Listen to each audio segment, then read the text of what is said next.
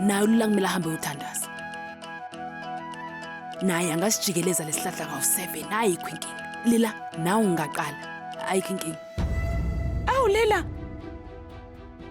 Oh, buka lapha amaplenti asaro wakho aseqaqakile. Woza la ngikulungise. Kulungile ngabe khona inkinga? Cha ngempela ngifuna ukwalungisa. Woza la. Kulungile. Hayi ngiyaphoqelela.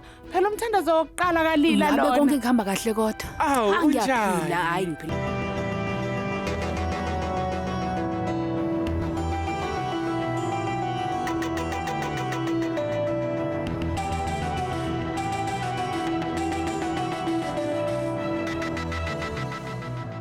Kodwa isArab asikangadli nje ukusukela izolo. Uzojikeleza kanjani kodwa lesihlahla?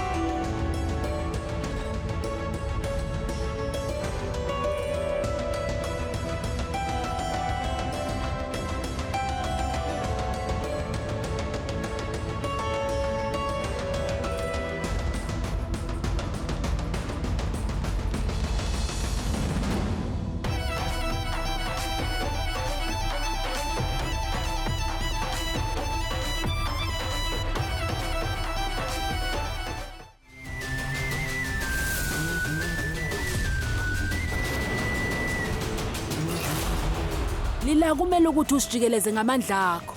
Cha, ungayeki. Qhubeka wenze lolo siko, qhubeka.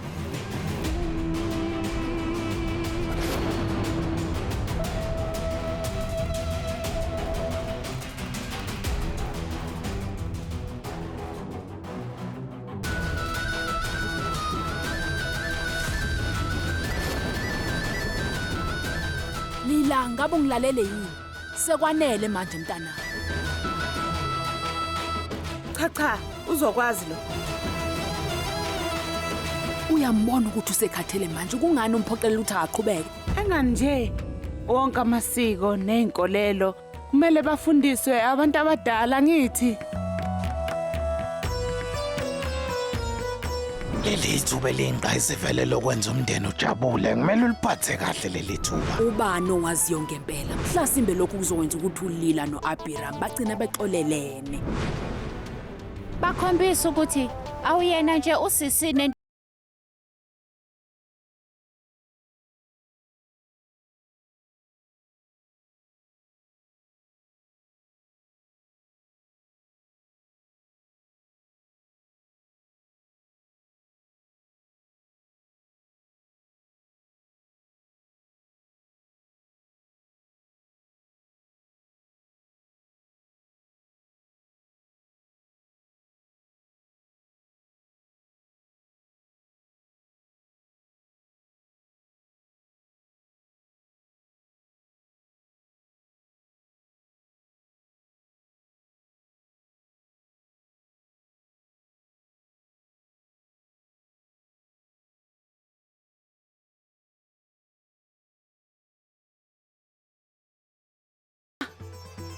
Awu AJ ngenxa yakho Lila umsezungeza imizungeze eminingi ngabo ukuqeda lolu siko. Bese kusele umzungeza wodwa nje. Kodwa wafika wena wamhlenga wamqukula wabe seqedile. Kodwa buka kunentambo esasele esandleni sakhe.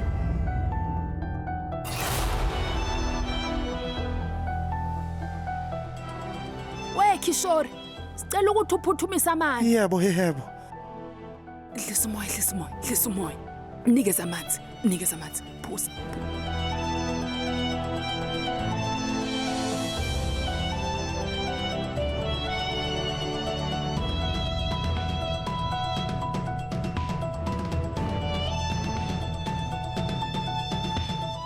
Mnikane Jagari adle.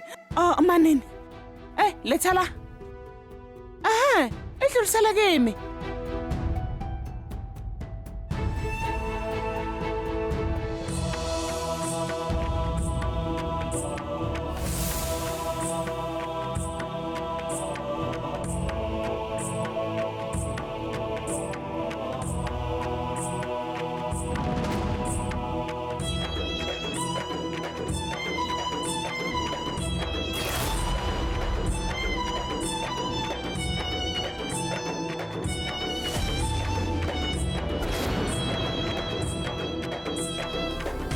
Ungaphuthelwa ukuzibophezela ngo7 ntambama njalo ngomsombuluko kuya kuLwesihlanu on yours truly zizonke sisonke DStv channel 169.